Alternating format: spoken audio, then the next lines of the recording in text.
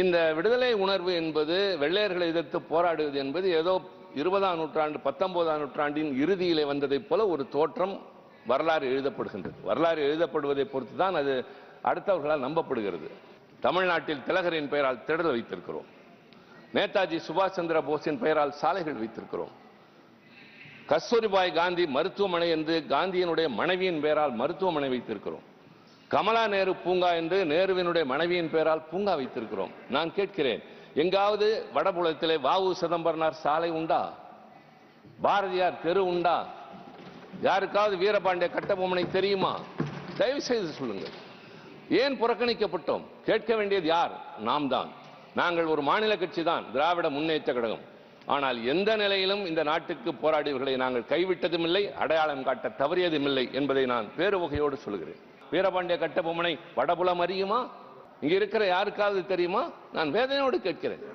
பூலித்தேவனோ வீரபாண்டிய கட்டபொம்மனோ சேது நாட்டை ஆண்ட சிவகங்கை சீமை ஆண்ட வேலுநாச்சியார்.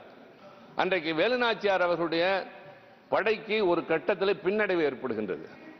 அப்போது எப்படியாவது இவரை வெற்றி பெற செய்ய வேண்டும் என்று அவருடைய படை தளபதிகளில் ஒருவராக இருந்த குயிலி என்கிற ஒரு பெண், தலித்தனத்தை சார்ந்தவர் என்று சொல்கிறார்கள், அவருடைய பூர்வாங்கரத்தை ஆராய்ச்சவர், பல பெண்களோடு நடனக்குழுவை போல ஊருக்குள்ளே ஊடுருவி சென்று கோட்டைக்குள்ளே சென்று தன்னுடைய உடலெல்லாம் நெய்யை ஊற்றிக்கொண்டு வெள்ளையர்களின் ஆயுத கிடங்கில் தீப்பற்று வைத்துக் கொண்டு குதித்து அந்த ஆயுத கிடங்கை அழித்து வேலு நாச்சியாரின் வெற்றியை சாதகமாக்கியது குயிலி என்கிற அந்த பெண் செய்த தியாகம். அவளுக்கு வயது 20க்குள்ளாகத்தான். எத்தனையோ பேசுகிறோமே. ராணி லட்சுமிபாயை பற்றி பேசுகிறோம், வேலு நாச்சியாரை தெரியாது. குயிலியை பற்றி யாருக்குமே தெரியாது. எவ்வளவு பெரிய தியாகம்! வெள்ளையர்கள் நடுநடுங்கி போனார்கள். ஆக இப்படி பல வரலாறுகள் நம்மிடையே மறைக்கப்பட்டிருக்கின்றது. மருது சகோதரர்கள் தூக்கிலே போடப்பட்டதும் ஒவ்வொருவனாக தூக்கிலே தொங்க விடப்பட்டதும் கொஞ்சம் நஞ்சம் அல்ல. நான் தயவு செய்து கேட்கிறேன், மரபுகளை காப்பாற்ற வேண்டாமா? குடியரசுத் தலைவர் ரஷ்ய நாட்டிலிருந்து வருகிற அதிபருக்கு விருந்து விளிக்கிறார். அரசியல் சட்டத்தின் 79வது பிரிவு சொல்கிறது, நாடாளுமன்றம் என்பது 2 அவைகளை கொண்டது, அதனுடைய ஒட்டுமொத்த அரசாங்கத்தின் தலைவராக குடியரசுத் தலைவர் இருப்பார் என்று. ஆனால் வெளிநாட்டிலிருந்து வருகிற ஒரு தலைவருக்கு தருகிற விருதில் எதிர்க்கட்சியை சார்ந்த மாநிலங்களவை தலைவரும் அழைக்கப்படவில்லை, மக்களவை தலைவரும் அழைக்கப்படவில்லை. யாரிடம் போய் சொல்வது? வஉசி பிரதமர் பேசுகிறார், அவருடைய வார்த்தைகளிலே வருகிறது, பல பெயர்களை சொல்கிறார். அவருக்காக என்ன செய்திருக்கிறீர்கள்?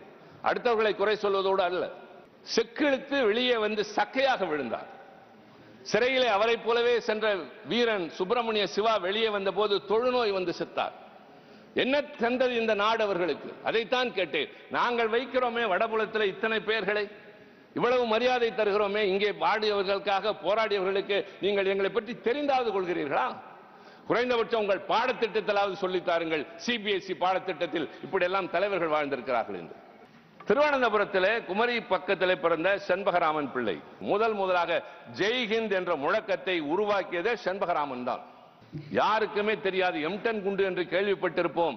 தமிழ்நாட்டு எல்லைக்குள்ளே கடலோரத்தில் வந்து வெள்ளையர்களுடைய பர்மாஷெல் என்கிற எண்ணெய் கிடங்குகளை உடைத்துவிட்டு செஞ்சாஜ் கோட்டையிலே குண்டு வீசிவிட்டு வெற்றிகரமாக திரும்பிய வீரன் செண்பகராமன். பின்னர் ஹிட்லரிடம் நெருங்குகிறான்.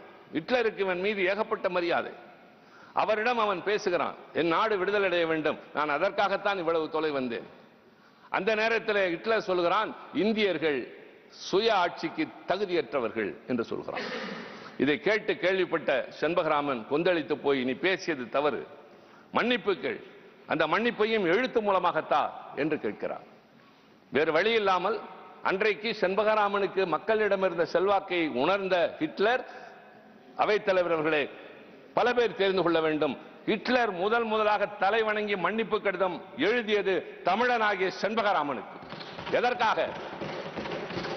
இந்த நாட்டை பற்றி அவமானப்படுத்தினான் ஒருவன் என்று அந்நிய நாட்டின் மிகப்பெரிய சர்வாதிகாரியா இருந்தவரிடம் போய் பேசுகிற துணிச்சல் செண்பகராமனுக்கு இருந்தது. இந்த கதை, ஆம் இது வரலாறா? இல்லை, கதை, சோக கதை, சொந்த கதை, ஊருக்கு தெரியாத கதை, தெரிய வேண்டிய கதை. உயிர் பிரிகிற நேரத்தில் ரொம்ப ரொம்ப முக்கியம். அந்த நேரத்தில் அவர் சொன்னதுதான் ரொம்ப முக்கியம். நான் இந்தியா விடுதலை பெற்று அதனுடைய சுதந்திர நாட்டின் போர்க்கப்பலில் இந்தியாவிற்கு திரும்பி செல்ல வேண்டும் என்று விரும்பினேன். ஆனால் இப்படியே இறக்க வேண்டிய நிலை வந்துவிட்டது, என் ஆசை விருப்பம் அது என்று சொல்லி இறைந்து போகிறார். இறந்து போனவருடைய சாம்பலை 3 ஆண்டுகள் மட்டுமே அவரோடு வாழ்ந்த அவருடைய மனைவி லட்சுமி பாய், மேடம் காமா அவர்களால் வளர்க்கப்பட்ட அவர் அந்த அஸ்தியை கையில் வைத்துக் கொண்டு இந்தியாவிற்கு தப்பி வருகிறார். எத்தனை ஆண்டுகள் காத்திருந்தார் தெரியுமா? அவன் விரும்பியது நடக்கும் 32 ஆண்டுகள் காத்திருந்தார்.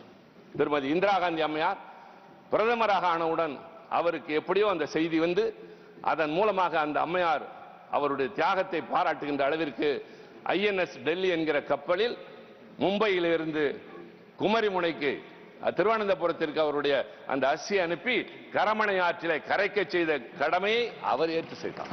ஹிட்லரிடமே மன்னிப்பு கடிதம் எழுதி வாங்கிய ஒருவனுடைய பெயர் இந்திய நாட்டு விடுதலை போராட்ட வரலாற்றில் இல்லை. அதைத்தான் சொல்கிறேன். வரலாறு மாற்றி எழுதப்பட்டது, மறைத்து எழுதப்பட்டது, மறந்து போகவில்லை, மறைத்து எழுதப்பட்டது. மாற்றி எழுத வேண்டும். இதையெல்லாம் நான் திரித்து எழுதுங்கள் என்று சொல்லவில்லை, திருத்தி எழுதுங்கள். இனியாவது எல்லாவற்றிற்கும் ஒரு சாயத்தை பூசுவது, எல்லாவற்றிற்கும் ஒருவர் உரிமை கொண்டாடுவது என்பதாக இல்லாமல் எனக்கே எல்லாம் என்று சொல்வதற்கு மாறாக இதற்கெல்லாம் ஒரு தீர்வு காணுங்கள். எல்லோரையும் ஒன்றாக கருதுங்கள். நீங்கள் பேசுகிற தேசியம் உண்மை என்றால் காஷ்மீரிலிருந்து கன்னியாகுமரி வரை ஒன்று என்று நடத்துங்கள். எல்லோரையும் ஒன்றாக நடத்துங்கள். எல்லா மொழிகளையும் ஒன்றாக நடத்துங்கள். எல்லா இனத்தோருடைய தியாகத்தையும் போற்றுங்கள். போர்க்கப்பலுக்கு INS செண்பகராமன் என்று பெயர் வையுங்கள். நாங்களும் சேர்ந்து பாராட்டுவோம். தெற்கே தமிழகத்தில், கர்நாடகத்தில், கேரளாவில் எல்லா பகுதியிலும் வாழ்ந்த தியாகிகளுக்கும் மரியாதை தாருங்கள். அவர்களுக்கும் அங்கீகாரம் தாருங்கள். வரலாற்றை சரியாக எழுதுவோம். உடனுக்குடன் செய்திகளை தெரிந்து கொள்ள சன் நியூஸ் பெல் ஐகானை கிளிக் பண்ணுங்க.